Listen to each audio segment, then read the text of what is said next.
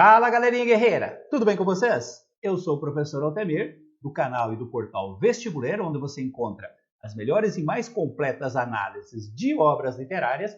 E hoje nós estamos aqui para analisar mais uma obra literária indicada como leitura obrigatória aí nos vestibulares. O livro de hoje é esse aqui, ó, Ânsia Eterna, da Júlia Lopes de Almeida, que é essa senhora que vocês estão vendo aqui, né, nas poucas fotos que eu consegui dela. Poucas fotos porque ela é uma escritora do final do século XIX ainda, início do século XX. Ela nasceu em 1862 no Rio de Janeiro e morreu em 1934 também no Rio de Janeiro. Tá? Viveu um tempo aqui em Campinas, com cerca de 7, 8 anos ela mudou-se para Campinas. Ali ela começou a participar na imprensa local, tinha uma coluna semanal, né, onde ela colocava crônicas, poemas, expunha suas ideias já revolucionárias para a época, e talvez por isso mesmo a Unicamp tenha sido a primeira a resgatar essa mulher, né? Casou-se com um poeta português chamado Filito de Almeida, e aí, a partir desse casamento, ela acentuou a sua carreira profissional de escritora. Uma coisa interessante, as primeiras discussões sobre a criação da Academia Brasileira de Letras ocorreram na casa dela. A casa dela era sempre frequentada pela elite cultural brasileira, onde se incluía aí Machado de Assis. E ali começou a brotar as primeiras ideias, né? Ela participou aí das ideias que levaram à criação da Academia Brasileira de Letras. O livro que nós vamos analisar foi publicado em 1903. Tá? E uma coisa também interessante, em 1922, quando ocorreu a Semana de Arte Moderna, ela foi convidada para ser oradora do primeiro Congresso Feminino, tá? Onde ela defendeu a emancipação feminina.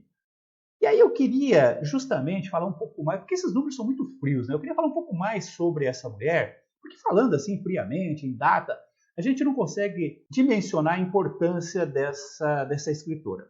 Você sabe que no Brasil, as escritoras mulheres só começaram a ser valorizadas no modernismo, mais especificamente na década de 30, com a Raquel de Queiroz, com a Cecília Meirelles e tal. Mas nós tínhamos escritoras antes, só que elas ficavam esquecidas, né? Ficaram esquecidas durante muitos anos aí, justamente por causa dessa discriminação, desse universo machista. A Júlia Lopes de Almeida talvez seja o melhor exemplo disso. Tá? É uma grande escritora, tem um estilo muito peculiar, um talento enorme, mas não é só isso. Ela foi uma mulher à frente do seu tempo, né? Na defesa dos direitos da mulher, né? Do empoderamento da mulher, luta contra o machismo, o patriarcalismo, luta contra a escravidão, era uma abolicionista, era uma republicana, uma mulher muito atuante, principalmente dentro dos padrões da época. E um exemplo bem clássico, né, dessa discriminação do qual ela foi vítima é exatamente a Academia Brasileira de Letras. Como eu falei, ela foi uma das mentoras da Academia Brasileira de Letras. As ideias surgiram na casa dela. Quando a academia foi implantada, no entanto, ela não pôde ocupar uma cadeira de imortal na Academia Brasileira de Letras por ser mulher. No começo, a academia não aceitava mulheres. Aquela cadeira que seria para ela foi oferecida para o marido dela, Filito de Almeida, que era também um poeta, um escritor ali. O próprio marido dizia que quem realmente merecia aquela cadeira era a Júlia Lopes de Almeida.